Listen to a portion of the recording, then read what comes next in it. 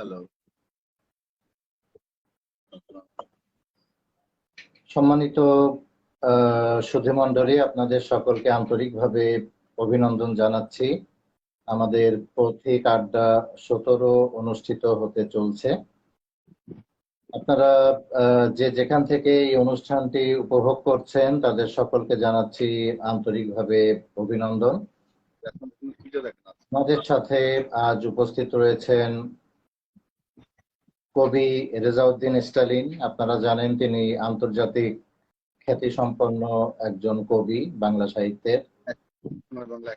তাছাড়া তার অন্যান্য বিভিন্ন লেখার বিষয় রয়েছে। তিনি জাতীয় এবং আন্তর্জাতিক পর্যায়ে কাজ করে চলেছেন এবং বাংলা সাহিত্যকে বিশ্ব দরবারে এগিয়ে নিয়ে যাবার জন্য যেসব পদক্ষেপ দরকার সেগুলি তিনি খুব সুন্দরভাবে করছেন।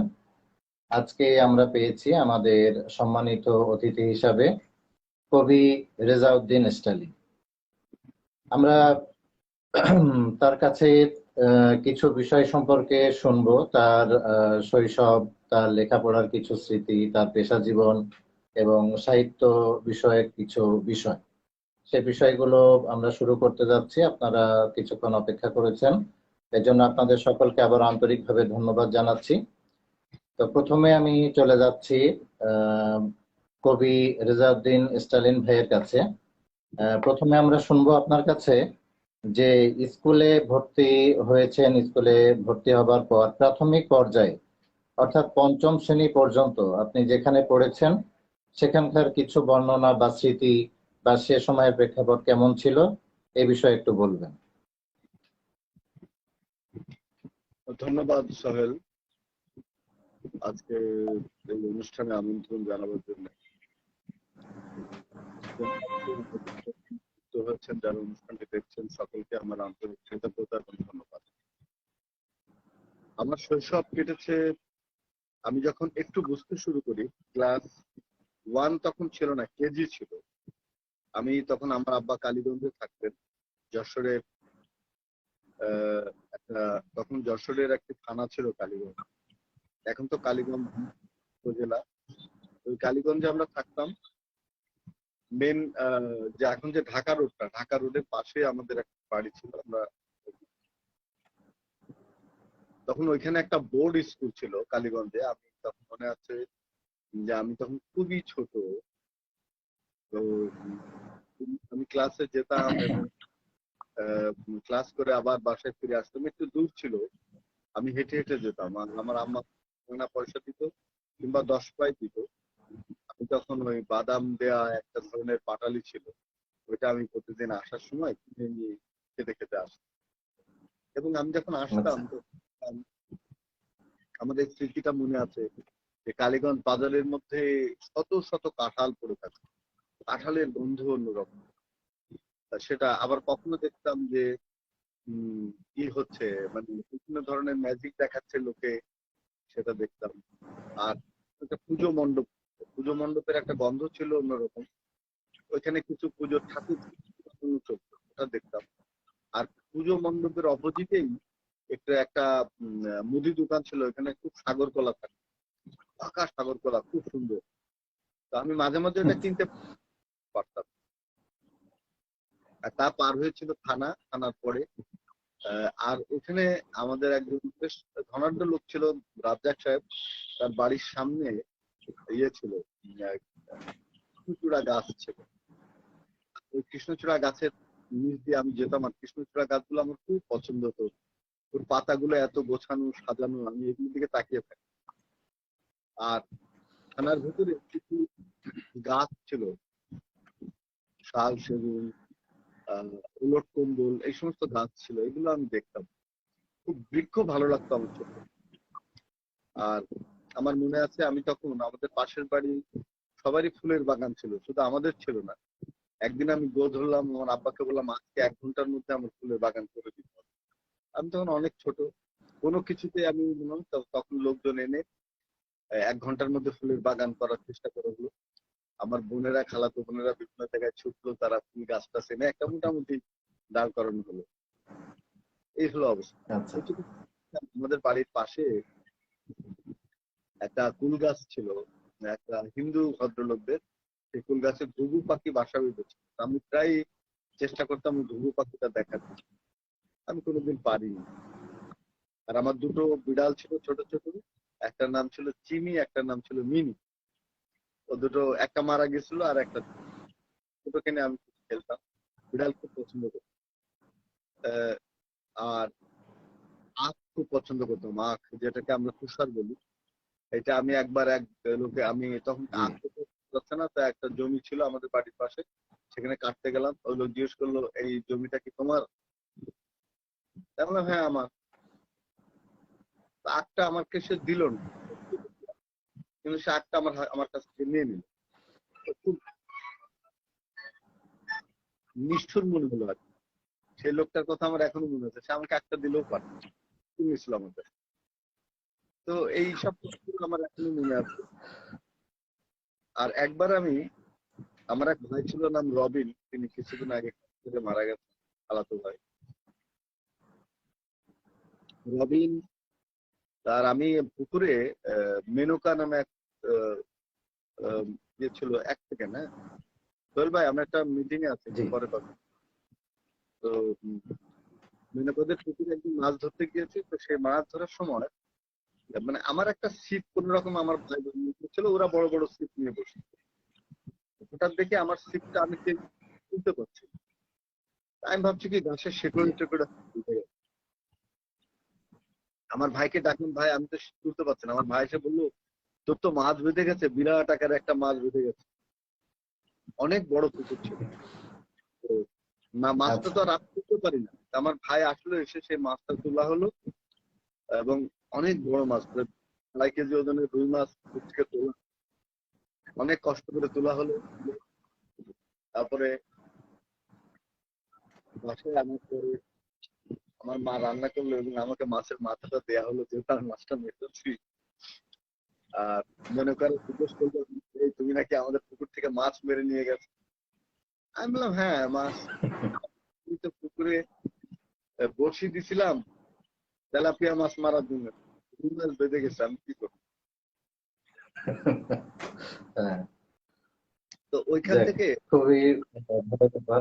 তারপরে ওখান থেকে আমরা চলে আসি। আবার আমার আব্বা আমাদেরকে নিয়ে আসেন আমাদের গ্রাম নলভাঙা, 12 বাজার। আমার দাদারা বেশ ধনন্ত ছিল ওনারা। আমার আব্বা সেই সময় ছিলেন সম্ভবত বিএ পাস, এরপরে তিনি এমএ পাস, হাই স্কুলের হেডমাস্টার। তারপরে একটা পারিবারিক দুর্ঘটনা হয়, আমরা আবার ওখান থেকে চলে আসি যশোর। আমার মা আমাদেরকে নিয়ে আসে। আমার আব্বার একটা বিয়ে করে, তারপরে আমার আব্বার সঙ্গে থাকেননি, উনি আমাদেরকে নিয়ে ভাগ্য অন্বেষণে যশোরে এলেন। যশোরে আমাদের এক মামা থাকলাম, থেকে আমার আম্মা একটা চাকরি পেলেন যশোর আশিস সর্দারের সেবা সঙ্গে স্কুলে। পরবর্তীকালে সেই স্কুলটাতে আমার আম্মা চাকরি করেছেন সারা জীবন। আপনাদের পরিবারের প্রতি একটা মানুষ হতে হয়েছে, কারণ আমার পিতা আমাদেরকে কোনো সহযোগিতা সেভাবে করেননি, আসেননি। আমার মাই আমাদের কাছে পিতা এবং মাতার মধ্যে দুটোই একসাথে ছিলেন। তিনি অনেক পরিশ্রম করতেন, তিনি বাসায় টিউশনি করতেন, আবার যেতেন, নিজেই বাজার করতেন, আমাকে কখনো বাজারে যেতে দিতেন না। এই যে আমার মা একটা সংগ্রামী মহিলা ছিলেন, কিন্তু তিনি আমাকে এই শিক্ষা কখনো দেননি যে তোমার অনেক অর্থ উপার্জন করতে হবে। তিনি বলতেন, তুমি শিক্ষা গ্রহণ করো।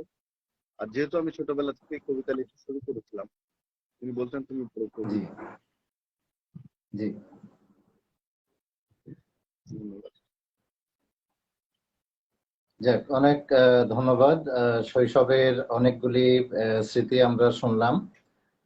কিছু মজার স্মৃতিও রয়েছে, কিছু কষ্টকর স্মৃতিও রয়েছে, যেটা সবারই কম বেশি থাকে। এবার আমরা একটু শুনবো যে আপনার এসএসসি এবং এইচএসসি লেভেলে কোথায় লেখাপড়া করেছেন, সেখানকার দুই একটি স্মৃতি। আমি যখন যশোরে এলাম আমরা 1969 সালে, আমাকে ভর্তি করে দিল যে আমার যে স্কুলে চাকরি করতেন ওইখানেই, সেবার সঙ্গে। কিন্তু ওইখানে হচ্ছে কি, আমি একটু দুরন্ত ছিলাম, লেখাপড়া ঠিক মতো করতাম না। একটা ভূগোল শিক্ষক ছিল, খ্রিস্টান ভদ্রমহিলা। তা আমাকে পড়া না পারলে উনি রোদের বালির উপরে নীল ডাউন দিয়ে দিতেন। আমার আম্মা একদিন গোপনে আমাকে ডেকে নিয়ে ওই স্কুল থেকে সরিয়ে যশোর নিউ মার্কেট প্রাইমারি স্কুলে ভর্তি করে দিলেন, ডি ব্লকের ভালো স্কুল। আমার মনে আছে ওখানে আমার একটা জি টিচার খালেক স্যার, তো খালেক স্যার ছিলেন, আরো 2টা শিক্ষক ছিলেন, ওরা এখনো আমার সঙ্গে শিক্ষকদের যোগাযোগ আছে। তো ওখানে এসেও আমি মারামারি করতাম, গ্যাঞ্জাম খুব লেগে থাকতো জি ছেলে। কিন্তু ওটা আমি কিন্তু ছোটবেলা থেকে খুব ভালো করতাম। আমি অন্য অন্য সাবজেক্টে ভালো ছিলাম, কিন্তু অঙ্ক অত ভালো ছিলাম না। অঙ্কে আমি প্রাইমারিতে 45-50 পাইতাম। তবে আমি প্রাইমারি পাস করলাম, প্রাইমারি পাস করার পরে যখন ভর্তি হব, সেই সময় স্বাধীনতা যুদ্ধ হলো। জি স্বাধীনতা নিউ মার্কেটে গেলাম এবং সেখানে বিহারিদের মধ্যে আটকা পড়লাম। আমি ভালো উর্দু কথা জানতাম বলে ওরা মনে করেছিল যে আমরা বিহারি। আমি উর্দু কথা জানতাম কারণ আমার বন্ধু বান্ধব বিহারি ছিল, ওদের কাছে আমি শিখে ফেলেছিলাম। তো আশেপাশের বিহারিরা আমরা বাঙালি, আর কারা কারা জানতো আমরা বিহারি। তো একটা সময় যখন তারা জানলো যে আমরা বাঙালি, তখন তারা আমাদেরকে হত্যা করার একটা ষড়যন্ত্র করলো। আমরা গোপনে পালিয়ে ব্যাক করে আবার স্বাধীনতা যুদ্ধ শেষ হলে, স্বাধীনতা যুদ্ধের অনেক স্মৃতি আছে। আমি শরণার্থীদেরকে সেই ক্লাস 5-এ আমি শরণার্থীদেরকে পার করে দিতাম আমাদের গ্রাম থেকে অনেক দূরে নিরাপদ জায়গায়। আমি মুক্তিযোদ্ধাদের জন্য কলা নিয়ে যেতাম, সিগারেট নিয়ে যেতাম। তারপরে আমার যারা চাচাতো ভাই মামাতো ভাই ছিলেন তারা সব মুক্তিযোদ্ধা। আমি যে ঘরে ঘুমাতাম ওই ঘরের উপরে তারা তাদের এলএমজি, এসএলআর এগুলো সব রাখতে, রাইফেল, এসএমজি এগুলো সব আচ্ছা আমি তখন ছোট, আমি তখন অত। তো মুক্তিযোদ্ধারা কোথায় খাবে মাঝে মাঝে মাঝে সেসব আশা আমি ঠিক করতাম। এসব কাজ আমি মুক্তিযুদ্ধের সময় ওই অল্প বয়সে করেছি। এরপরে আমরা স্বাধীনতা যুদ্ধে আবার যশোরে ফিরে আসি, আবার আমার চাকরিতে যোগ দেন। আমি মাহমুদুর রহমান বহুমুখী উচ্চ বিদ্যালয়ে ভর্তি হলাম। আমাদের কয়েকজন ভালো শিক্ষক ছিলেন, ভীমচন্দ্র, আমার আর একজন শিক্ষক ছিলেন বিএসপি স্যার বলতাম আমরা তাকে,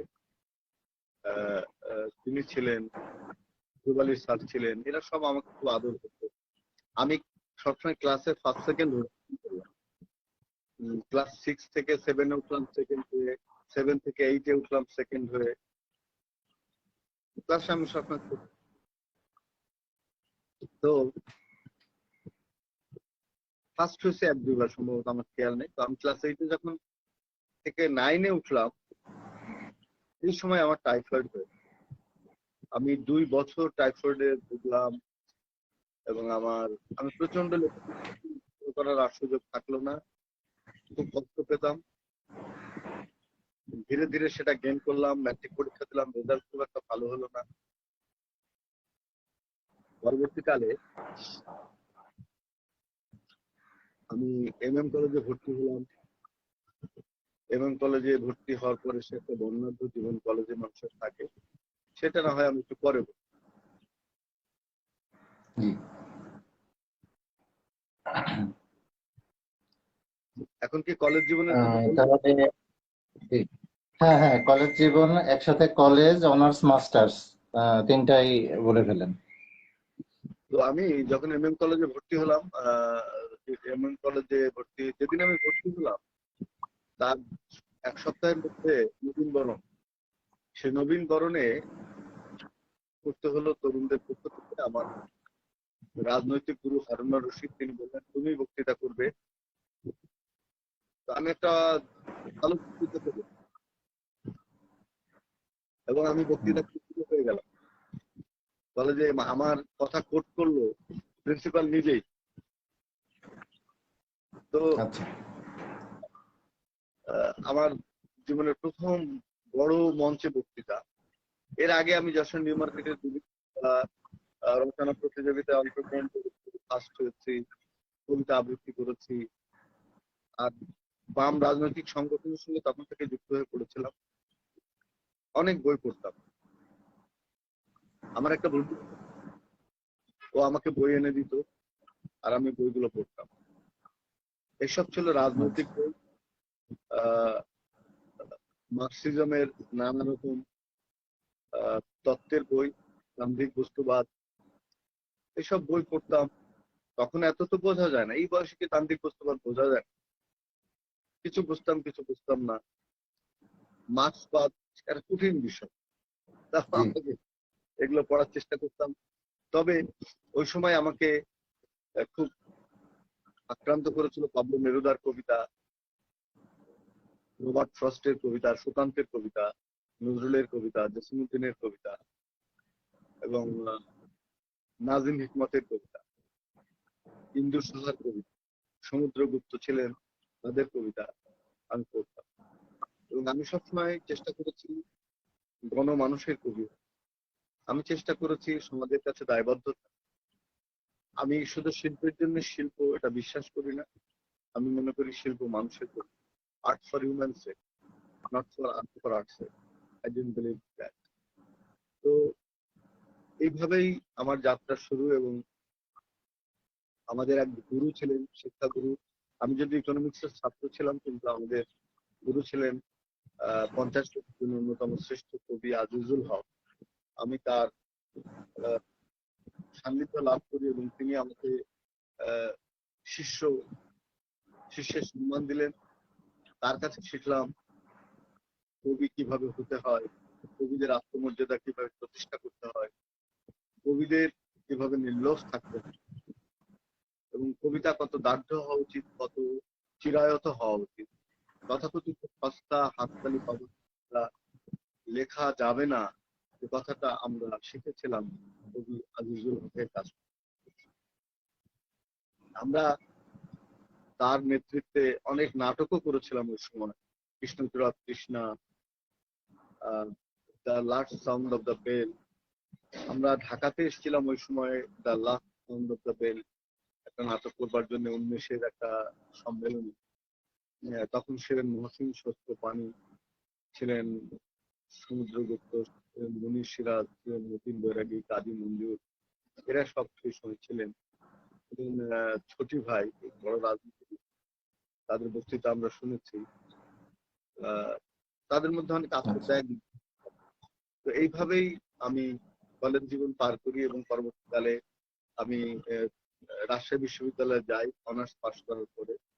এবং এর মধ্যে বলা হয়নি যে যশোর এমএম কলেজে থাকাকালীন সময়ে আমরা নানা রকম সাংস্কৃতিক কর্মকাণ্ড করতাম, নির্বাচন করলাম। একবার সেখানে আমি ইকোনমিক্স বিভাগে চুজ করলাম নির্বাচন করে, কিন্তু আমাদের সেই সংস্কৃতিটা কার্যকরী হতে পারে। তখন সেখানে একটা প্রেমও করলাম। যশোরে প্রেম করা খুব কঠিন। যে মেয়ের সঙ্গে প্রেম করলাম সে আমাকে চিঠি লিখতো, অনেক চিঠি লিখতো, আমিও দু একটা চিঠি লিখতাম। কখনো কখনো সিনেমা হলে দেখা হতো, কিন্তু সেটা প্রকাশ্য নয়। খুবই কষ্টকর যশোরে প্রেম করা, আমাদের ওই কষ্টকর। এবং মানুষজন জানলে অসভ্য, খারাপ বলবে, সেটাও মনে রাখতো। কিন্তু প্রেম তো আর বাধা মানে না, তো সেইভাবেই চললো। তারপরে এক সময় সে প্রেম ব্যর্থতায় পর্যবসিত হলো, কিছু কষ্টও পেলাম। পরবর্তীকালে চলে এলাম রাজশাহী বিশ্ববিদ্যালয়ে, এসে মাইগ্রেশন নিয়ে ঢাকা বিশ্ববিদ্যালয়ে ভর্তি হয়ে পরীক্ষা দিলাম ইকোনমিক্সে। সেখানে ইকোনমিক্সের রেজাল্ট খুব ভালো না হয়, আবার আমি জগন্নাথে সেখানে আমি রাষ্ট্রবিজ্ঞানে আবার এমএ করলাম, আমার সাবজেক্টের সাবজেক্ট, সেখানে আমি ভালো রেজাল্ট করলাম। তো এইভাবে আমার শিক্ষা শেষ হলো এবং 1985 সালে আমার চাকরি জীবন শুরু হলো কবি নজরুলের নামাঙ্কিত প্রতিষ্ঠান নজরুল।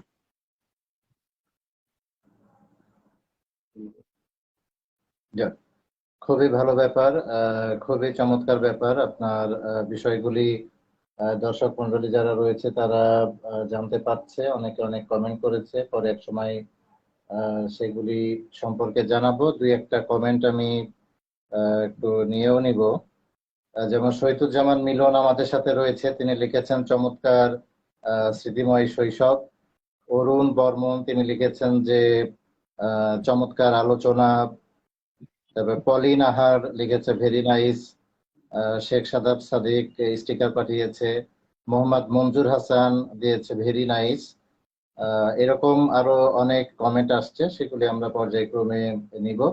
এবার আমরা চলে আসছি যে আপনার পেশা জীবন সম্পর্কে। আপনি কোথায় কোথায় চাকরি করেছেন এবং লাস্ট এখন কোথায় কি করছেন? আমি যখন প্রথম ঢাকায় এলাম, আসার পরে আমি কবি আল মুজাহিদির সঙ্গে থাকতে বিভিন্ন সময় ইত্তেফাকের সাহিত্য কোথায় লিখতাম, আবার বুক রিভিউ করতাম, আর সমস্ত কাগজে লিখতাম। তখন অনেক সম্মানই পাওয়া যেত, কবিতা লিখলে টাকা পাওয়া যেত।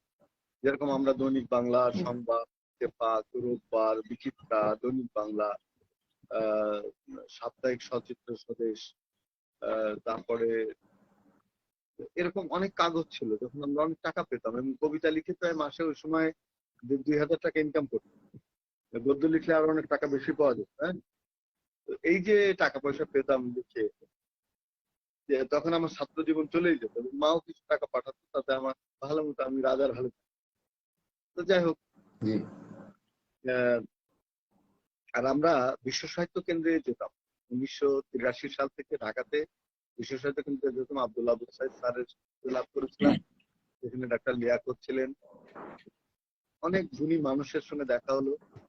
মাঝে মধ্যে জুয়েলাইজ যেতেন, আনিসুল হক যিনি মেয়র ছিলেন উনি আসতেন, সবাই আসতো। তুষার ওই যে উপস্থাপনা করে ও আসতো, আহমদ মাজান, মুসলমান রিটন, আমেরুল ইসলাম। ওখানে গিয়ে বন্ধুত্ব হলো আমার আসাদুল করিম সাহেবের সঙ্গে, ওখানে অনেক কিছু বন্ধুত্ব হলো, মাজারের সঙ্গে বন্ধুত্ব হলো, আহ ওখানে পারভেজের সঙ্গে, হ্যাঁ, এদের সবার সঙ্গে বন্ধুত্ব হলো এবং সে বন্ধুত্ব এখনো পর্যন্ত অটুট আছে। একটা সাহিত্যের পরিবেশ পেয়েছিলাম এবং আমার প্রথম বই প্রকাশ আচ্ছা, করে দেন আহমদ মাজার। তো এই লেখালেখির পাশাপাশি চাকরি জীবন চললো নজরুল ইনস্টিটিউটে, ওখানে নজরুলকে নিয়ে কাজ হতো, কিছু ইনোভেটিভ কাজও করার চেষ্টা করেছি। 35 বছর নজরুল ইনস্টিটিউটে কাজ করেছি, প্রথমে ছিলাম প্রোগ্রাম অফিসার, তারপরে হলাম অ্যাসিস্ট্যান্ট ডিরেক্টর, তারপরে ডিরেক্টর। কখনো কখনো সচিবের চার্জে থাকতাম, কখনো কখনো ডাইরেক্টরের চার্জে থাকতাম। তো এরকম ভাবে চাকরিটা খুব সুখের না কবিদের জন্য, যে জন্য কবি ইকবাল চাকরি করেননি কখনো। তো তার ওয়াইফকে কিন্তু, আমি একটি সরকারি চাকরি পেয়েছি কিন্তু আমি করবো না। তো তার ওয়াইফ বলেন তাহলে আমাদের চলবে কি করে? আচ্ছা, বলে অর্থনৈতিক স্বাচ্ছন্দ্য চাও সেটা ভিন্ন কথা, কিন্তু তুমি যদি আমাকে ইকবাল হতে হয় আমাকে, তাহলে চাকরি করা ঠিক। যেরকম নজরুল ইসলাম কখনো চাকরি করে, চাকরি করলে মেরুদণ্ডটা বিক্রি করে দিত। স্পার্টাকাসের আমি এটাকে আমাদের কবি আহ, জাহাঙ্গীর ফিরোজ বলেন স্পার্টাকাস, স্পার্টাকাসটা বিক্রি করে দিতে পারে। তো সেটা অনেক কষ্টে নিজের স্পার্টাকাস রক্ষা করতে হয়েছে। এখন আমার চাকরি জীবনে শেষ হয়েছে, তো আমার অনেক স্মৃতি আছে। আমি এখানে ফিরোজা বেগম, নীলুফার ইয়াসমিন, জোহরা, শবনম মুস্তারি, সুধীন দাস, সোহরাব হোসেন, শুক্লুত্তর রহমান, বেদারুদ্দিন আহমেদ, খালিদ হোসেন, মহৎ শিল্পীদের সঙ্গে আমার সম্পর্ক হয়েছে এবং তাদের অনেকে আজকে আমাদের মধ্যে নেই। যারা তরুণ অনেক ভালো শিল্পী, তাদের সঙ্গেও আমার সম্পর্ক হয়েছে এবং নজরুলের গানের যে একটা অবিনাশী জায়গা, নজরুলের গানের যে মাহাত্ম্য, নজরুলের গানের যে মানে আবেগ প্লাবী একটা ব্যাপার, জায়গাগুলো আমি গভীর গভীরতম ভাবে অনুভব করার চেষ্টা করি। এবং নজরুলের যে জীবন, নজরুলের যে আত্মত্যাগ সাহিত্যের জন্য ভয়াবহ, তার জীবনী পাঠ করতে হবে। কোনো কিছুই তার লেখালেখিকে স্তব্ধ করতে পারেননি যতক্ষণ না তিনি মৌন হয়ে গেছেন। জাতপাতের ভেদ, সাম্প্রদায়িকতা, বর্ণ বিভেদ, যুদ্ধ, মারি, সবকিছুই নজরুলকে দেখতে হয়েছে। এবং সেই নজরুল একটা স্বাধীন বাংলাদেশের স্বপ্ন দেখেছিলেন। তিনি প্রথম একটা নাম দিলেন বাংলাদেশ, এবং সেই বাংলাদেশ আমাদের বঙ্গবন্ধুর নেতৃত্বে সেটা জি, একটা একটু সময় দিতে হবে এখন। হ্যালো সুরজ, হ্যাঁ হ্যাঁ হ্যাঁ হ্যাঁ, দিয়ে দাও, 300 টাকা লাগবে। তো এই যে জায়গা নজরুলের, নম নম নম বাংলাদেশ, চির মনোরম চির, এবং আমরা কাজী নজরুল ইসলামের আরো গান আছে, শ্যামলা বরণ, বাংলা মায়ের রূপ দেখতে যায়। তিনি একটা স্বাধীন বাঙালির আবাসভূমি চেয়েছিলেন এবং তিনি সেটা নির্ভর করেছিলেন তরুণদের উপরে। তিনি বলেছিলেন যেদিন তরুণরা, সেদিনই আমরা মুক্তি পাবো ব্রিটিশের, এবং কালক্রমে তার সেই স্বপ্নের ভূমিতে তিনি শায়িত আছেন আমাদের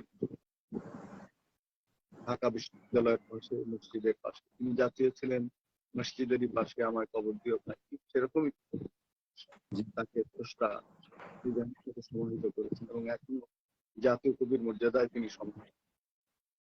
তো আমরা মনে করি যে আমাদের সাহিত্যের যে উর্বর ভূমি, সেখানে যশোরের ছেলে আমরা অবশ্যই প্রথম জ্ঞান করি সুজন দত্ত, যিনি বাংলা ভাষার সবচেয়ে আধুনিক।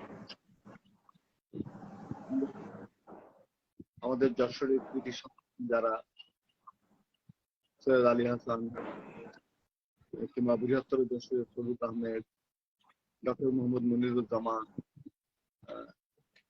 এদেরকে আমরা গভীরভাবে স্মরণ করতে চাই।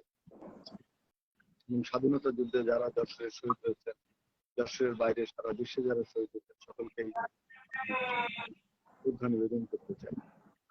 আর যশোরের সেই উর্বর ভূমিতে আমার শৈশব কৈশোর তারুণ্য কেটেছে, এটা আমাদের জন্য একটা বড় গৌরবের। এবং আমরা যশোর সাহিত্য পরিষদ প্রতিষ্ঠা করেছিলাম। সাহিত্য পরিষদ নাকি শুনেছি যে এখন সেটা ভেঙে দেওয়া হচ্ছে, ভেঙে কিছু করা হচ্ছে, যেটা আমাদের জন্য খুব কষ্টের। এবং আবার যদি সম্ভব হয়, অনুরোধ করবো যাদেরকে সাহিত্য পরিষদ থেকে আবার পুনরুজ্জীবিত করা এবং তা চালানো, সেজন্য আমরা নিশ্চয়ই সহযোগিতা জারি রাখবো। যশোরের এই ভূমিতে আসলে একটা কবিতার ভূমি, জলোচ্ছ্বাস, বন্যা, প্লাবন যশোরের ভূমিতে খুবই কম স্পর্শ করে। একটা চির বসন্তের দেশ বলে মনে হয় যশোরকে আমার।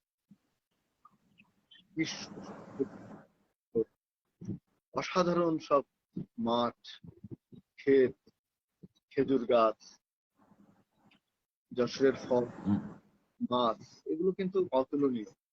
যশোরের মানুষ, সব মিলে যশোরকে, আমি যেখানেই যাই, যত দূরেই যাই, যশোর আমার বুকের মধ্যে থাকে। আমি মাঝে শৈশবের স্মৃতি চারণও করি। অনেক স্মৃতি আছে শৈশবের, অনেক কষ্টের স্মৃতি, সেগুলো আসলে বলাও খুব দুঃসহ। আমার মনে আছে যে আমি তো আসলে গৃহবধূ ছিলেন তিনি, যদিও ম্যাট্রিক পাস ছিলেন, তিনি লেখাপড়া করেছিলেন যশোর মোমিন গার্লস স্কুলে, কিন্তু তিনি গৃহবধূ ছিলেন। তো আমার আব্বা যখন দ্বিতীয় বিবাহ করেন, তখন আমাদের সংসারের যে ভূমিটা আসে, সেটা আমাদের ব্যাপকভাবে ভেঙে দেয়। এবং মামাদের নিয়ে হাটে দাঁড়িয়েছিলাম। তখনকার বিয়ের সময় বাসে করে বিয়ে করতে যেত বড়রা, তো একটা লিফলেট ছাপতো অনেকগুলা সুন্দর সুন্দর করে। তো বাস যাচ্ছে, তো আমি আমার মামাতো ভাইরা ছিল হাতে আমার সঙ্গে, আমি বললাম মাইক বাস, যে লিফলেটটা বাস থেকে ছড়াচ্ছিল ওইটা নিয়ে আমরা দেখি, আমি পড়লাম শেখ বুরহানুদ্দিন আহমেদ আর আমার সৎ মায়ের নাম, শুভ বিবাহ। আমি বললাম যে আমার আব্বার বিয়ে হচ্ছে, আমাকে তো করলো না। আমি বলছি আমার মা, আমি এরকম আনন্দ আমার মামাতো ভাই যারা মামারা ছিল, তারা বললো তোর আম্মাকে কিন্তু এটা বলবি না, এই কথাগুলো তোর আম্মাকে বলিস না, এটা দেখাবি। আমি বলছি ঠিক আছে দেখাবো না, কিন্তু দেখেছি। আমি এসে আমার মাকে ওটা দিলাম, তো অজ্ঞান হয়ে গেল, কাঁদতে লাগলো, অনেক কাঁদলো আমার মা। প্রায় এই কষ্টে 5 বছর এক না, কারণ আমার আম্মা আমার আব্বুকে পছন্দ করত, তার জন্য অনেক জমি জমা বিক্রি করে তাকে লেখাপড়া শিখেছিল আমার আব্বা। তো সেই বেদনা করে। এবং আমার মা আজকে আমাদের সাথে নেই, তিনি মারা গেছেন 12 সালে। আমার মার স্মৃতি আমাকে খুব কাঁদায়। আমার আম্মা অসম্ভব ভালো রান্না করতে পারতেন, এত সৎ পরোপকারী মানুষ আমার কমপ্লেক্স। একবার আমাদের যশোরের বাড়ির পাশে ডাকাত পড়েছিল ফরিদদের বাসায়, আমাদের প্রতিবেশী। আচ্ছা। এই রাত্রে আমার আম্মা উঠে ডাকাতদের হাত ধরে, তোরা ডাকাতি করতে পারবি না। ডাকাতরা বললো, খালা আপনি চলে যান, কিন্তু না, বললো না, তোরা এই বাসায় ডাকাতি করতে পারবি না। তো এইরকম ছিল পরিস্থিতি। কারোর কষ্টে আমার আম্মা ঝাঁপিয়ে পড়তো। অনেক মানুষকে আমার আম্মা চাকরি দিয়েছে, ডিসিদেরকে বলে বিভিন্ন জায়গায়। আমার আম্মাকে সবাই খুব পছন্দ করতেন, তুমি সৎ বলে। তো মা সবসময় বলতেন তুমি কবি হও। আমি একবার চলচ্চিত্রের নায়ক হওয়ার একটা সম্ভাবনা তৈরি হয়েছিল। আমার বন্ধু ছিলেন হোসেন চন্নু, সে আর আমি গেলাম চলচ্চিত্রে ইন্টারভিউ দেওয়ার জন্য। নায়ক আমি, সে ভিলেন। তো দুজনই সিলেক্ট হয়ে গেলাম। কিন্তু আমার আম্মা বললো যে না, এটা তুমি করবে না, এটা করলে তোমার চেয়ার হবে, যতদিন তোমার চেহারা ভালো থাকবে তুমি ততদিন নায়ক থাকবা, তারপরে আর থাকতে পারবে। কিন্তু তুমি যদি কবি হও, তো সারা জীবন মানুষ তোমাকে মনে রাখবে, হাজার হাজার বছর। তুমি যে ভালো কবি হও, তোমাকে মানুষ মনে রাখবে। রবীন্দ্রনাথের মতো, নজরুলের মতো মানুষ জি। বলবে যে কবি রেজাউদ্দিন স্টাইল। কেউ তো বলবে না নায়ক রেজাউদ্দিন স্টাইল। এটার কিন্তু কোনো মূল্য নেই বাবা। আমি আমার মায়ের সেই কথা আমি রেখেছি। আমি টেলিভিশনেও নাটক করিনি আমার মায়ের কাছে। আমার মা বলতেন না, তুমি উপস্থাপনা করো, সে কৃতিত্ব আছে। আমরা মার গাইডলাইন সবসময় ছিল সত্য এবং ভালো। আমি সেটা ফলো করি এবং মনে করি যে নির্লোভ হওয়ার যে জায়গাটা, আমার আম্মাই আমাকে তৈরি করে দিয়েছে। জীবনে আমি কবিতা চর্চা এর বাইরে অর্থ উপার্জনের জন্য খুব বেশি প্রচেষ্টা আমি কখনো করি, যতটা প্রয়োজন। জি। ধন্যবাদ। আচ্ছা, আপনি কবিতা লেখা শুরু করেছেন কত আগে থেকে? আমি ক্লাস 5-এ যখন পড়ি, তখন আমার আম্মা একটা পত্রিকা বের করতেন সেবা সংঘ থেকে। তার সম্পাদক ছিল আয়েশা সর্দার, সহকারী সম্পাদক ছিল মুশিউল আজম, আমার মা ছিলেন নির্বাহী সম্পাদক মুশিউল আজম, মা ছিলেন মুশিউল আজম মানে আমাদের সাংবাদিক মুশিউল আজম। আর জি। তোমার মা ছিলেন সহকারী সম্পাদক। আমার মা বললো, আমি পত্রিকা বের করি, তুমি এত দুষ্টামি করো, তুমি তো ছড়া লিখতে পারো। আমরা লিখে দেবো। একটা ছড়া লিখলাম, 4 লাইন আমার এখন মনে আছে। পুষ্প যেমন মানব সেবায় জীবন করে দান, আমরা তেমনি দেশের সেবায়। কোথায় যেন সেদিন ইসলাম দিয়ে ফেললাম। তো সেই ছড়াটা আমি পুরো পেয়েছি একদিন, আমি আবার হারিয়ে ফেললাম। এই 4 লাইন মনে আছে। ওই পত্রিকাটা অনেক আগে থেকেই জি, আপনার লেখালেখি শুরু হয়েছে। হ্যাঁ, জানি যে আপনার অনেকগুলি গ্রন্থ প্রকাশ পেয়েছে, কবিতা প্রবন্ধ মিলিয়ে অনেকগুলি। তো মোটামুটি আপনার কতগুলি গ্রন্থ প্রকাশ পেয়েছে এ পর্যন্ত? এখন প্রায় 100টা। 100টি গ্রন্থ প্রায় প্রকাশ পেয়েছে। এটি অনেক গর্বের ব্যাপার এবং বাংলা সাহিত্য সমৃদ্ধ হচ্ছে আপনার হাতে, এটি আমরা বুঝতে পারছি। এবং বিশ্বের দরবারে যে বিভিন্ন ভাষায় আপনার লেখাগুলি অনূদিত হচ্ছে আমরা জানি, এবং সে জায়গাগুলিতে আপনার লেখাগুলি একটি নির্দিষ্ট স্থান করে নিচ্ছে। এটি আসলে বাংলা ভাষার জন্য, বাংলা সাহিত্যের জন্য, আমাদের জন্য অনেক গর্বের একটি বিষয়। তো এই বিষয়ে এবার একটু জানতে চাচ্ছি যে বাংলা সাহিত্য এবং বিশ্ব সাহিত্যের ভেতরে সম্পর্ক কোথায় আর পার্থক্য কোথায়? পৃথিবীর সব কবি কিন্তু আমার মনে হয় যে একই গোত্রের।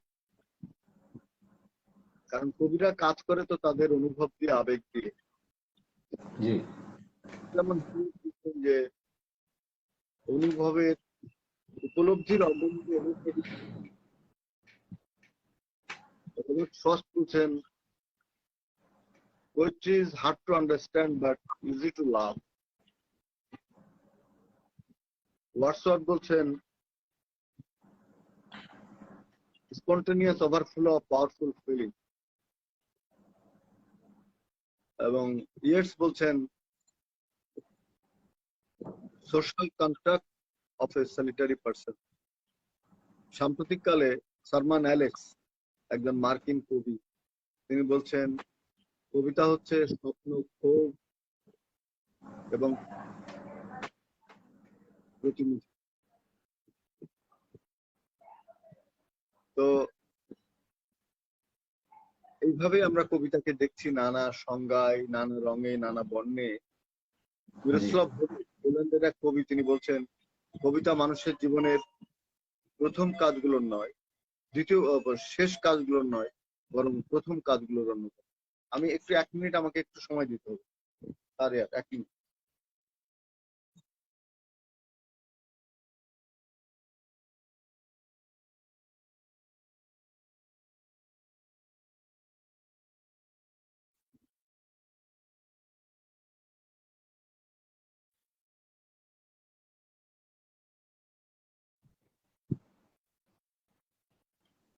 ধন্যবাদ জানাচ্ছি প্রিয় দর্শক শ্রোতা যারা দেখছিলেন। আসলে আমাদের কিছুই করার নেই, যখন নেট সমস্যা হয়ে যায়। আমরা প্রযুক্তির যেমন একটি আশীর্বাদের ভেতরে রয়েছি, তেমনি প্রযুক্তির সমস্যা হলে সেই ক্ষেত্রে আসলে আমরা খানিকটা অসহায় হয়ে উঠি।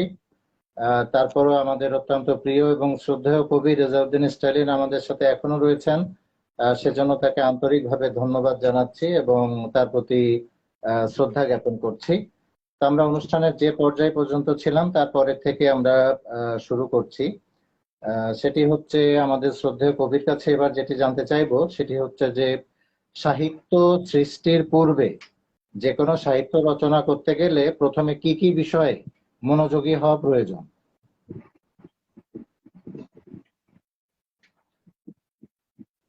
হ্যাঁ, সাহিত্য রচনা করতে গেলে আমাদের কি কি বিষয়ে মনোযোগী হওয়া প্রয়োজন? কোনো কিছু লিখতে গেলে তার পূর্বে আমরা কি কি বিষয়ে মনোযোগ স্থাপন করব?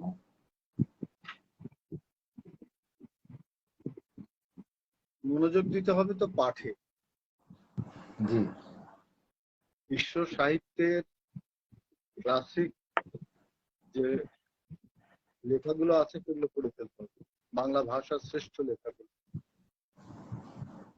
মহাকাব্য, মাইকেলের, মেঘনাদ বধ, এটা পড়তে হবে।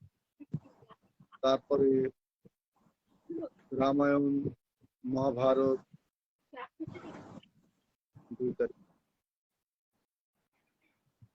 রামায়ণ, মহাভারত, উপনিষদ, এগুলো পড়তে হবে। আমাদের ইসলাম ধর্মের উপরে লেখা একটা বই আছে, জীবনী আছে, সেটা পড়তে হবে। পড়তে হবে বিষাদ সিন্ধু, মীর মুশাররফ হোসেনের। এটা কিন্তু অসাধারণ একটা। জি, ঐতিহ্য এবং সংস্কৃতির সব বড় বড় লেখাগুলো পড়তে হবে। সেই সাথে বড় বড় কবিদের, রবীন্দ্রনাথ, নজরুল, আনন্দ, সুকান্ত ভট্টাচার্য, সুভাষ মুখোপাধ্যায়, শক্তি চট্টোপাধ্যায়, সুনীল গঙ্গোপাধ্যায়, সমর সেন, সুধীন্দ্রনাথ দত্ত, অমিয় দত্ত, জীবনানন্দ দাশ থেকে বললাম। তারপর সুভাষ মুখোপাধ্যায়, বীরেন্দ্র চট্টোপাধ্যায়, দীনেশ দাস, এদের কবিতা পড়তে হবে। এরা বাম ঘরানার কবি, সমাজ সচেতন কবি। কবিতা পড়তে হবে ফরুক আহমেদ, আহসান হাবিব, সৈয়দ আলী হাসান, মোহাম্মদ শামসুর রহমান, রফিক আজাদ, আবুল হাসান, নির্মল বেগম, আবিদ আজাদ, রুদ্র মোহাম্মদ শহীদুল্লাহ, তারপরে শিকদার আমিনুল হক, আব্দুল মান্নান সৈয়দ। এদেরকে পড়তে হবে গভীর ভাবে। জি, পাশাপাশি বাংলা সাহিত্যের ইতিবৃত্ত, আমাদের যে ছন্দ, অক্ষরবৃত্ত, স্বরবৃত্ত, মাত্রবৃত্ত, এটা পড়তে হবে। এইসবের ভেতর দিয়ে যাত্রা শুরু করতে হবে এবং সমকালীন সাহিত্যের যে ধারা, ট্রেন্ড, প্রবণতা, সেটাকে আত্মস্থ করতে হবে। করে সেই ধারায় কবিতা লিখে নিজেকে তার ভেতর থেকে বের করে আনতে কাজ। যদি আমরা তা না পারি তাহলে আমাদের সুনীল গঙ্গোপাধ্যায় তার সূচনা পর্ব প্রবন্ধের মধ্যে একটা খুব গুরুত্বপূর্ণ কথা বলেছিলেন, পৃথিবীতে ব্যর্থ কবি এবং ব্যর্থ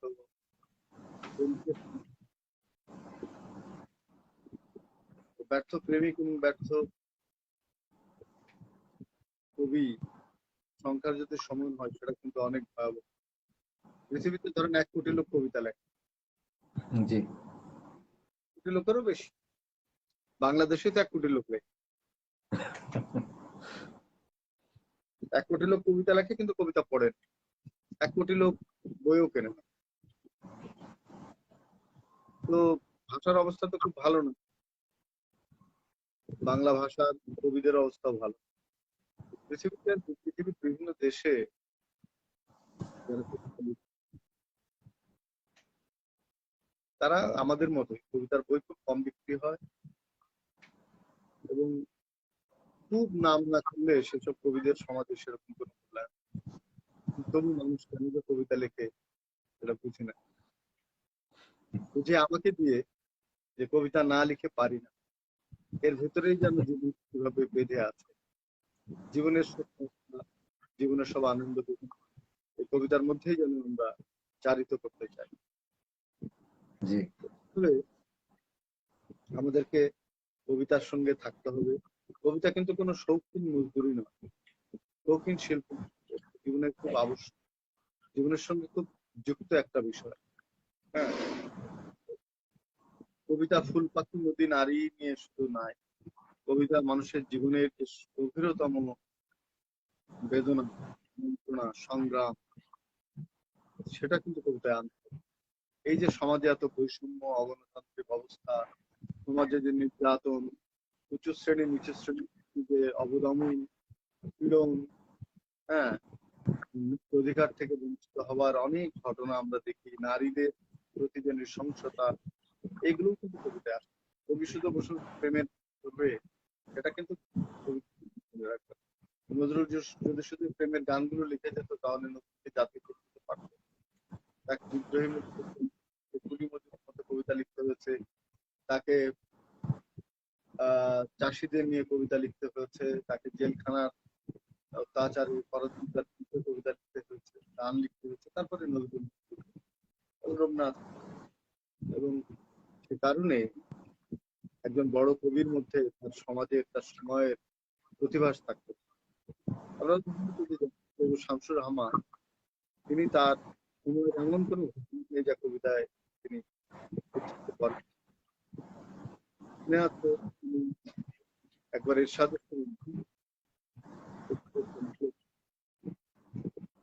সেই কবিতাটির নাম হচ্ছে উটের পিঠে চলেছে স্বদেশ। তখন আরব থেকে উট আনা হয়েছিল এবং আমাদের মুসলমানরা যারা এই লেখাপড়া জানে না, একটু কিছুটা মূর্খ, তারা উটের মূত্র খেয়ে মনে করছিল যে তারা স্বর্গে যাবে, কিংবা এইসব, মানে যেটা ভারতেও প্ররোচনা, এইটা করে সেটা, লক্ষ লক্ষ মানুষ এফেক্টেড হয়ে গেছে, করোনায় মারা যাচ্ছে, কি করে বাঁচবে? সুতরাং আমাদের বুঝতে হবে যে কোন কুসংস্কার, কোন বন্ধাত্ব, এগুলো কবিতার জন্য খুব, এবং কবিরা এগুলোর বিরুদ্ধে কবিতা লিখে। নজরুল কে পরাধীন এসবের বিরুদ্ধে কথা বলেছিলেন, তাকে কারাবরণ করতে হয়েছে। আপনি দেখেন, এই আজ পর্যন্ত কোন কবি নজরুলের পরে কি আর জেল কেটেছে কবিতা লিখে? তার মানে কেউ মানুষের কথা বলে, মানুষের কথা বললে কিন্তু তার খবর আছে সারা পৃথিবী। আমাদের নেলসন ম্যান্ডেলার এক বন্ধু ছিল দক্ষিণ আফ্রিকায়। তো সে প্রিটোরিয়ার বিরুদ্ধে ম্যান্ডেলার সঙ্গে একসাথে আন্দোলন করেছিল। কিন্তু যখন ম্যান্ডেলা আসলো, আসার পরে কিন্তু নেলসন ম্যান্ডেলার বিরুদ্ধে সংগ্রাম শুরু, কবিতা লিখে। ম্যান্ডেলা তাকে গ্রেফতার করলো, জনগণ আন্দোলন করে ভৌগোলিক একটা বিখ্যাত ঘটনা। সুতরাং সত্য কথা বলে তাহলে তাকে রাজরোষে পড়তে হবে। এবং পৃথিবীর অসংখ্য কবি সাহিত্যিক রাজরোষের শিকার হয়েছেন, মৃত্যুবরণ করেছেন। যেরকম ফেদেরিকো গার্সিয়া লুরকাকে ফ্যাসিস্টরা হত্যা করে, এরকম মলয়েসকে ফাঁসি দেয়, যেরকম ববি স্যান্ডস অনাহারে মৃত্যুবরণ, যেরকম দান্তেকে পালিয়ে যেতে হয়, নির্বাসনে জীবনযাপন করতে হয়, এরকম হোমেরকে অন্ধ হয়ে যেতে হয়, যে গেটেকে নজরবন্দি করে রাখতে হয়, শেক্সপিয়ারকেও নানা নিপীড়ন ভোগ করতে হয়, নজরুলকে কারাবরণ করতে হয়। কবিতার ইতিহাস এত সুন্দর না, কবিতার ইতিহাসের মধ্যে অনেক নির্যাতন, নিপীড়ন, রাজরোষ, এগুলো কবি যদি মানুষের সঙ্গে সত্য উচ্চারণ করে তাহলে তাকে কিছুটা সামাজিক প্রতিপত্তি সম্পন্ন মানুষের সদস্য করতে। যেরকম ঘোষ মারা গেছেন, শঙ্খ ঘোষ পশ্চিমবঙ্গের একটা জেলায় উন্নয়ন নিয়ে কটাক্ষ করে একটা কবিতা লিখলেন যে আইমা দেখে যা যে 10 হাত তুই প্রশস্ত করে দেখ যে কিভাবে এখানে উন্নয়ন দাঁড়িয়ে আছে। তো ওই লোক, ওই যে ওখানকার যে মেয়র, তিনি বললেন আমি তো শঙ্খ ঘোষের নাম শুনিনি, শুনেছি রবীন্দ্রনাথ নজরুলের নামে আবার কোন কবি। তো শঙ্খ ঘোষ সেদিনও শঙ্খ ঘোষের রাজরোষে পড়লেন এবং মনে আছে কবিতা লিখলেন, প্রিয় ইন্দ্র তোমার শুকনো ঠোঁটে গতকাল চুম্বনের দাগ পড়েনি। এই কবিতা লেখার পরে ইন্দিরা গান্ধীর কানে গেল, তিনি খুব ক্ষুব্ধ হলেন, বিরুদ্ধে পরিকল্পনা জারি করার মতো অবস্থা। তো এক সচিব ছিল ইন্দিরা গান্ধী, তিনি বুঝলেন যে ম্যাডাম কবিরা তো এইসব কথা লেখে, এগুলা আপনি আমলে নিয়েন না। হ্যাঁ, এগুলা এগুলোর মধ্যে বেঁচে গেল। এবং পরে অবশ্যই ইন্দিরা গান্ধীর সঙ্গে তার দেখা হয়েছে। ইন্দিরা গান্ধী তাকে বলেছেন তুমি সেই দুষ্টু বালক। তো এগুলো অনেক ইতিহাস আছে। হ্যাঁ, এরপর দেখেন যে মিল্টন, মিল্টন সম্রাটের পক্ষে অনেক, ন্যায় সম্রাটের পক্ষে অনেক কথা বলেছিলেন, তিনি পোস্টার লিখতেন, অনেক রাজশক্তির পক্ষে কাজ করলেন, কিন্তু আর এক রাজশক্তি ক্ষমতায় এসে তাকে ফাঁসির আদেশ দিয়ে দিচ্ছিল, কিন্তু আর একজন বললো না, তাকে ফাঁসি দেয়া যাবে। এই যে তারা কবিদের যে মত প্রকাশের স্বাধীনতার বিরুদ্ধে যে একটা অপশক্তি থাকে, এটা কিন্তু কবিদের মনে রাখতে হবে। পৃথিবীর বড় বড় লাইব্রেরি, পাঠাগার এগুলো কিন্তু পুড়িয়ে দিয়েছে অনেক।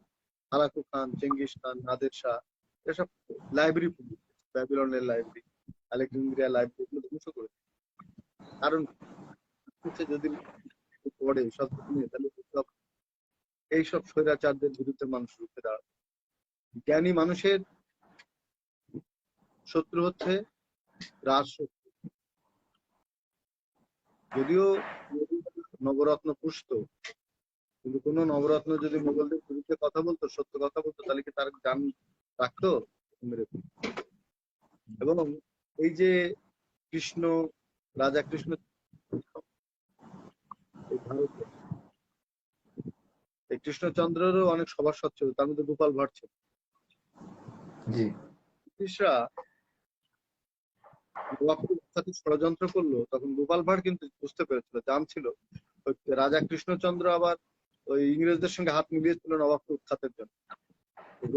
বললো হুজুর এটা করবেন না, ইংরেজরা কিন্তু প্রদেশ ক্ষতি করবে, এরা কিন্তু পরদেশী, আপনি নবাবের পক্ষে থাকেন।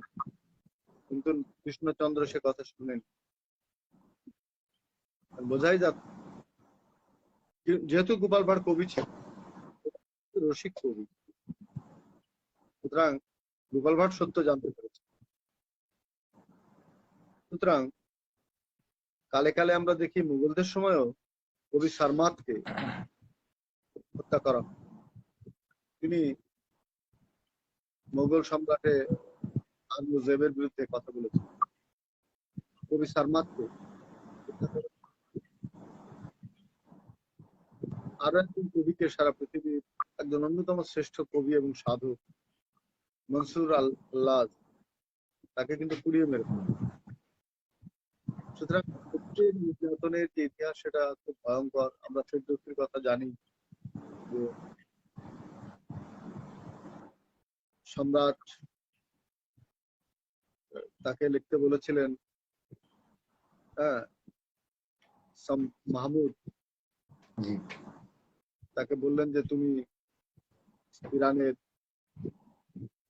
সৌরভ গৌরব লেখো, তোমাকে প্রতি লাইনের জন্য স্বর্ণ মুদ্রা দেওয়া হবে। কিন্তু পরবর্তীকালে তাকে রৌপ্য মুদ্রা দিলে তিনি সব প্রত্যাখ্যান করেন এবং তিনি কবিতা লিখলেন যে ভালো বংশে না জন্মালে সে তার প্রতিজ্ঞা রক্ষা করে না, নিম গাছ ধরবে না, মিষ্ট ফল ধরবে না। সুতরাং সেই সম্রাট হাতির তলে পিষ্ট, পায়ের তলে পিষ্ট করে ফেরদৌসীকে মেরে ফেলার হুমকি দেন। সে পেল তার মেয়েকে নিয়ে। সে যেদিন মৃত্যুবরণ করলো তার লাশ একদিন দিয়ে হচ্ছে, সম্রাট দিয়ে স্বর্ণ মুদ্রা ঢোকাচ্ছে। সুতরাং দেখা যাচ্ছে যে ভাবেই কবিরা খুব কণ্টকাকীর্ণ পথ ছাড়া সমাজকীর্ণ পথে যেতে পারে। এই জন্য জি আমি বলছি যে কবিদেরকে সবসময় মানুষের কথা, সত্যের কথা, অন্যায়ের বিরুদ্ধে প্রতিবাদের কথা কবিতায় লিখতে। তা নাহলে সেই কবিতে চিরায়ত হয় না, সেই কবি গ্রহণীয়।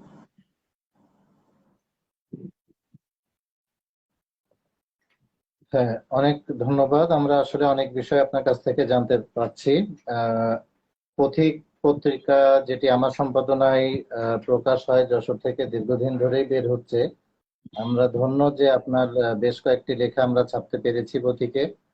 এছাড়া আপনার লেখাগুলি নিয়ে একটি আলোচনা গ্রন্থ করবার সৌভাগ্য হয়েছে আমার, যেটি অসম্ভবের যাত্রী রেজাউদ্দিন স্টালিন নামে বেরিয়েছে। গ্রন্থটির কি অবস্থা বা ও বিষয়ে যদি একটু মূল্যায়ন করতেন। এই গ্রন্থটি তো প্রকাশ হয়েছে, দ্বিতীয় প্রকাশ কিছু মানে পরিমার্জন দরকার। সেটা আমার হাতে এসছে পাণ্ডুলিপিটা। এটা আমি একটু পরিমার্জন করে দিতে চাই, আমার কবিতার উদ্ধৃতি কিংবা কোনো জায়গায় ভুলগুলো আছে কিনা সেটা আমি একটু দেখে দিলে দ্বিতীয় মুদ্রণ হবে। রেজাউদ্দিন স্টালিন অসম্ভবের যাত্রী, এই বইটি শাহরিয়ার সোহেল লিখেছে খুব মনোযোগ দিয়ে। শাহরিয়ার সোহেল একজন ওই সময়ের একজন ভালো তরুণ কবি, লেখার মধ্যে সমাজ সচেতনতা আমি গভীরভাবে লক্ষ্য করি। তার ছন্দবোধ প্রখর এবং যশোরের সাহিত্য অঙ্গনে আহ একটা প্রবল পদচারণ আমাদেরকে মুগ্ধ করে। আমরা যখন যখন তখন আমরা এইভাবেই সাহিত্যের চর্চা করেছি। শাহরিয়ার সোহেল পাশাপাশি পত্রিকা করছে, অনলাইন অনুষ্ঠান করছে, এগুলো আমাদের সাহিত্যের জন্য খুব জরুরি এবং দরকারি বলে আমি মনে করি। সে ঢাকারও বিভিন্ন সাহিত্য অনুষ্ঠান, ম্যাজিক অনুষ্ঠান সহ নানা জায়গায় সে যোগ দিচ্ছে। আমাদের যশোরের জন্য আনন্দের, আমাদের জন্য আনন্দ। আমি তার জি, অনেক ধন্যবাদ আপনাকে। এবার জানতে চাচ্ছি যে ডিজিটাল এই সময়ে মানুষ যখন ফেসবুক, ইউটিউব এগুলো নিয়ে খুব ব্যস্ত হয়ে উঠেছে এবং পাশাপাশি করোনার এই যে একটি সময় চলছে, তাহলে একটি হচ্ছে ডিজিটাল সময়ের ব্যস্ততা, আরেকটি হচ্ছে করোনার আশঙ্কা। এই দুইটির ভেতর থেকেও কিভাবে সাহিত্য চর্চা করে এগিয়ে যাওয়া সম্ভব? করোনা তো একটা আপদকালীন জন্য একটা আপদ। জি আমরা কেউ প্রস্তুত ছিলাম না, কিন্তু গত প্রায় 2 বছর ধরে এর জীবন যাপনকে বদলে দিয়েছে করোনা। আমরা এখন গৃহবন্দী, বাইরে বেরোতে ভয় লাগে। আমরা জানি না যে কার ঘাড়ের ঠিক কাছে আজরাইল বসে আছে। আমরা জানি না যে কোন নিরীহ মহৎপ্রাণ মানুষটি করোনা আক্রান্ত হয়ে মৃত্যুবরণ করবে। এর মধ্যে পড়ে গেছে অসংখ্য কবি, সাহিত্যিক, শিল্পীরা, প্রফেসর আনিসুজ্জামান,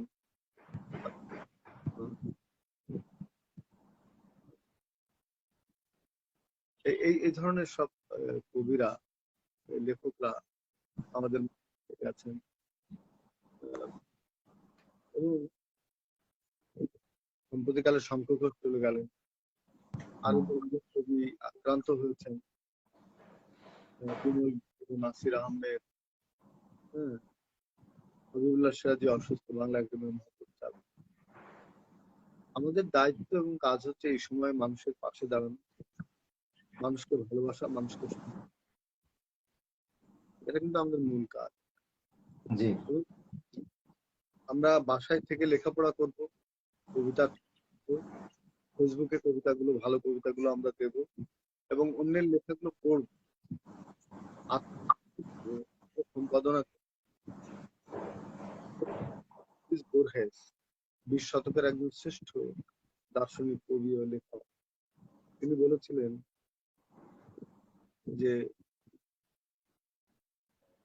আমাদের সাহিত্যের যে জায়গা, কবিতার যে জায়গা, এখানে সম্পাদনের একটা খুব বড় জায়গা। আমি যদি প্রতিনিয়ত সম্পাদনা না করি, পরিমার্জন, পরিসংশোধন না করি, তাহলে আমি ঠিক এক গাব্রিয়েল গার্সিয়া মার্কেজ।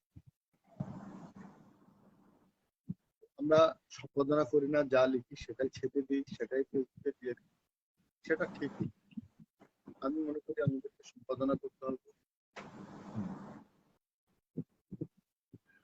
নিজের লেখা নিজেও অনেক সময় মূল্যায়ন করতে হবে, এবং অন্য যদি সঠিক সত্য সমালোচনা করে তাকে গ্রহণ করার মানসিকতা আমাদের।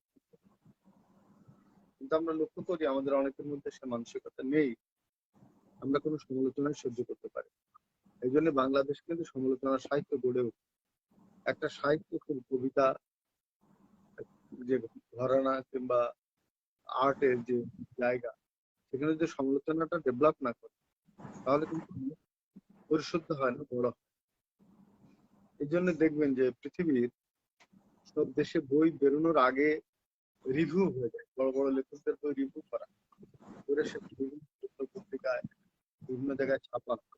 আমাদের দেশে রিভিউ করার কোনো সিস্টেম, পিঠ চুলকানোর আছে, পিঠ চুলকানো খুব ভালো, সুন্দর, সাধারণ, আপনি ছাড়া কোনো কবি নাই। দেখা যাচ্ছে কালে ভদ্রেও তার দু একটা কবিতা হয়, কিন্তু ফেসবুকে তার প্রশংসা শেষ। এইগুলো সাহিত্যের জন্য ক্ষতি করে। প্রকৃত সমালোচনা, প্রকৃত আলোচনা যদি আমরা কবিদের না করি, লেখকদের না, তাহলে কিন্তু আমরা ভালো সাহিত্য সৃষ্টি করতে পারি। আর লিখেই বই ছাপিয়ে ফেলতে হবে কেন? আমরা তো আমাদের লেখার 15 বছর 15 বছর পরে বই ছাপি। গত বছর 7টা কবিতা, এবছর 10টা লিখে একটা বই ছাপি। এইগুলো হয় কি, এগুলো পাঠকদের বিভ্রান্ত করে। পাঠকরা মনে করে এটাই কবিতা, যেহেতু বই বেরিয়েছে। কিন্তু আসলে এগুলো যে ছাইভস্য কবিতা না, সেটা পাঠক বুঝতে পারে। এই জন্য কবিও তার সমকালে অবহেলিত। তাই কিন্তু আমি মনে করি যে পাঠকের উচিত ভালো কবিতা বের করা। শুধু যে লেখকের দায়িত্ব ভালো কবিতা লেখা তা না, পাঠকদের দায়িত্ব ভালো কবিতা বের করা, সুনির্বাচিত সাহিত্য পাঠ করা। এটা একজন পাঠকেরও দায়িত্ব। পাঠক তো অনেক রকম, ভালো পাঠক, দুর্বল পাঠক। তো একজন কবিকে প্রগ্রাসী পাঠক হতে হয়, একজন লেখককে বড় পাঠক হতে হয়। কারণ সে তার পরিদর্শকে যদি পড়তে পারে, তাহলে নতুন অভিজ্ঞতার মধ্য দিয়ে নতুন লেখা তৈরি করতে পারে। এই করোনাকালীন সময় আমরা সেই কাজটি যদি করি, পাঠ, লেখা, পরিমার্জন, সংশোধন, সম্পাদনা, প্রকাশ, এভাবে যদি আমরা যাই, তাহলে কিন্তু আমরা একটা ভালো সাহিত্য আমাদের দ্বারা তৈরি হতে পারে, ভালো কবিতা আমরা লিখতে পারি। একটা কথা বলবো, পত্র পত্রিকার দিকে তাকিয়ে না থেকে একজন কবি উচিত ভালো লেখা। পত্র পত্রিকায় ছাপলে প্রেরণা পাওয়া যায়। তো আজকালকার পত্র পত্রিকার সাহিত্য সম্পাদকরা উৎকোচের বিনিময়ে লেখা ছাপে। অনেক সাহিত্য সম্পাদক বিকাশে টাকা পাঠায়, কি ভয়ঙ্কর ছাপা। এবং কবি যশোর প্রার্থী যারা তারা করে, কিছু কবিতা ছাপে, মনে করে আমি কবি হয়ে গেছে। দেখা গেল প্রকৃত পক্ষে শেয়ার কবি হতে পারলো, কবি না হয়ে কবিতা ছাপার পিছনে দৌড়ল। ধরি না কেন বিকাশ কোনো লাভ হবে। আপনার কবিতা যদি ভালো না হয় পাঠক চোখ গুলায় ফেলে দিবে, কিন্তু ভালো না হলে ওটা কেটে বুকের মধ্যে রেখে জি অবশ্যই। পাঠককে অবহেলা করার কোনো সুযোগ নেই। ধন্যবাদ। অনেক ধন্যবাদ আপনাকে। এবার আপনার কাছ থেকে আপনার লেখা দুটি কবিতা আমরা এবার শুনবো। আমি দর্শকদের শোনাচ্ছি। উদ্দেশ্যে দুটি কবিতা আমাদের শোনাবেন আমাদের অত্যন্ত প্রিয় এবং শ্রদ্ধেয় কবি রেজাউদ্দিন স্টালিন। তার কাছ থেকে আপনারা অনেক মূল্যবান কথা শুনছেন। আমরা সমৃদ্ধ হচ্ছি যে তিনি চমৎকার ভাবে কথাগুলি বলছেন এবং যারা তরুণ রয়েছে তারা নিশ্চয়ই তার কথার ভেতর থেকে কিছু দিক নির্দেশনা অবশ্যই পেয়ে যাবেন। আমরা এবার তার লেখা দুটি কবিতা শুনবো পরপর।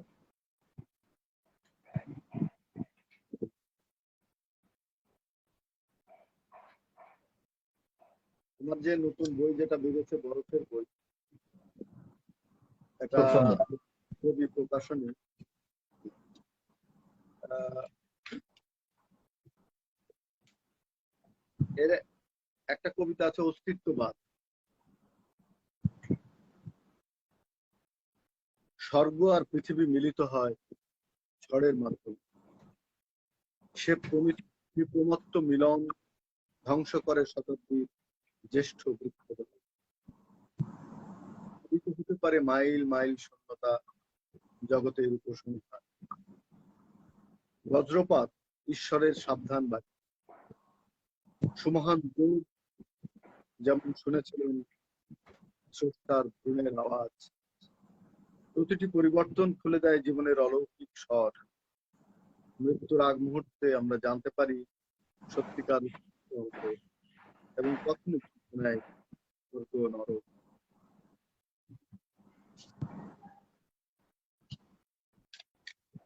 আর একটা কবিতা পড়ি।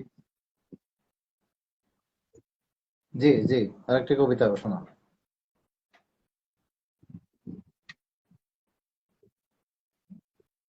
এইটা পরিব্রাজক। এই কবিতাটা করোনা নিয়ে লেখা, করোনার সময় লেখা।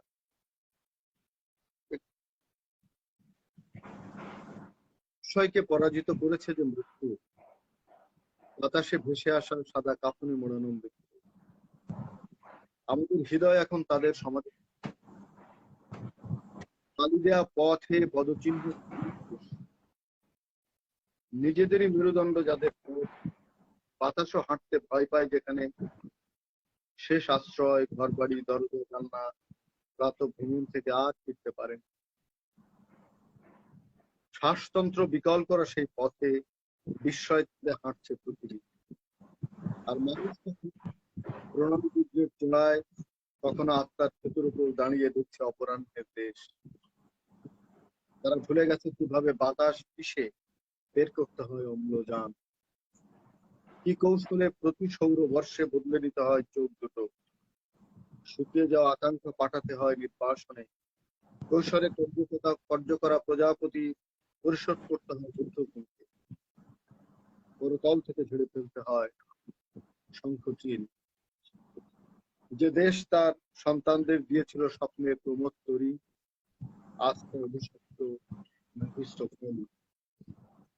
আরব্যহীনদের গল্পের গোলক ধাঁধা, আরব্যহীনদের গল্পের গোলক ধাঁধা, ন্যায্য মূল্যের শিশির, ছেঁড়া রুটির আকাশ আর জীবনের অনির্দিষ্ট বই। প্রতিটি পৃষ্ঠার তীরে একচক্ষু সাইক্লোপস তুলে নিচ্ছে কর্মজীবী বৃক্ষদের মাথা থেকে পাতার বিনু।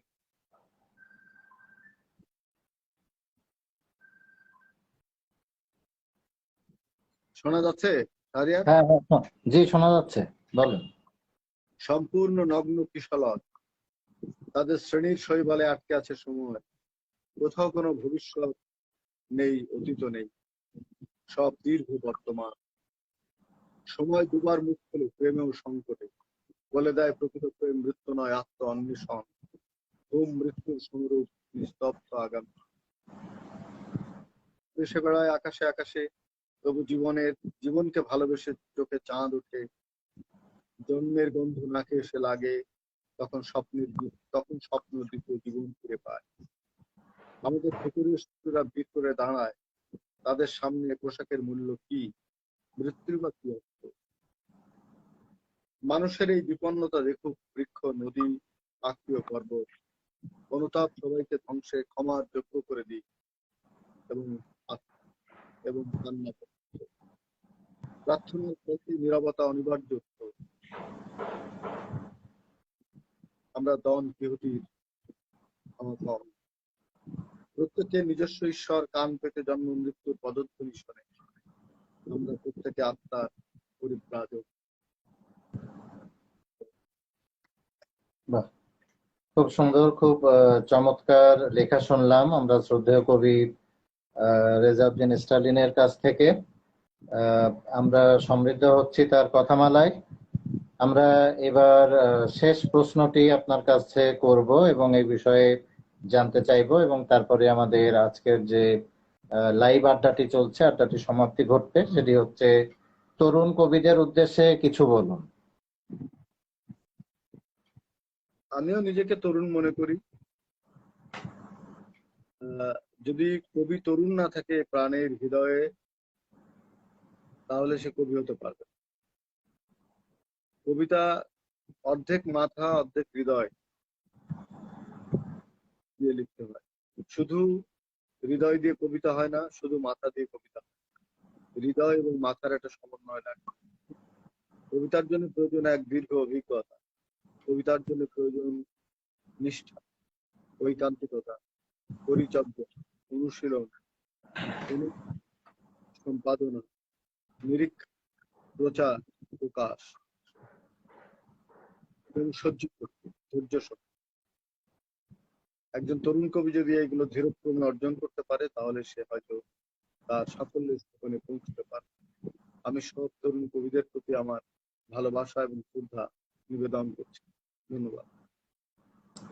অনেক অনেক ধন্যবাদ জানাচ্ছি শ্রদ্ধেয় কবি রেজাউদ্দিন স্টালিনকে। তিনি অনেক ব্যস্ততার ভেতরও পথিক আড্ডাতে যে সময় দিয়েছেন তার জন্য পথিক গোষ্ঠী আপনার প্রতি কৃতজ্ঞ থাকবে। আজকে দীর্ঘ সময় তিনি আমাদের সাথে ছিলেন। তার শৈশব থেকে শুরু করে তার একাডেমিক লেখাপড়া, তার পেশা এবং সাহিত্য বিষয়ে তার যে অবতারণা, বিভিন্ন দেশে তার যে কবিতাগুলি অনুদিত হচ্ছে এবং বাংলা ভাষা সমৃদ্ধ হচ্ছে, এই বিষয়গুলি আসলে আমাদেরকে অনেক বেশি গর্বিত করে, আনন্দিত করে। তার জন্য আমাদের প্রার্থনা থাকবে তিনি যেন আরো অনেক ভালো একটি অবস্থানে যেতে পারেন এবং বাংলা সাহিত্যকে আরো বেশ কিছু দূর এগিয়ে নিয়ে যেতে পারেন। এটি দর্শক মন্ডলী এবং পথিক আড্ডার সকলের পক্ষ থেকে তাকে জন্য এই প্রার্থনা করছি এবং শুভেচ্ছা জানাচ্ছি। প্রিয় দর্শক মন্ডলী, আপনারা যে যেখান থেকে এই অনুষ্ঠানটি দেখছেন, শুনেছেন এবং আমাদের সাথে সময় দিয়েছেন, আপনাদের সকলকে আন্তরিকভাবে ধন্যবাদ জানিয়ে আজকের মতো এই আড্ডা সমাপ্তি ঘোষণা করছি। সকলকে আন্তরিকভাবে ধন্যবাদ। ধন্যবাদ।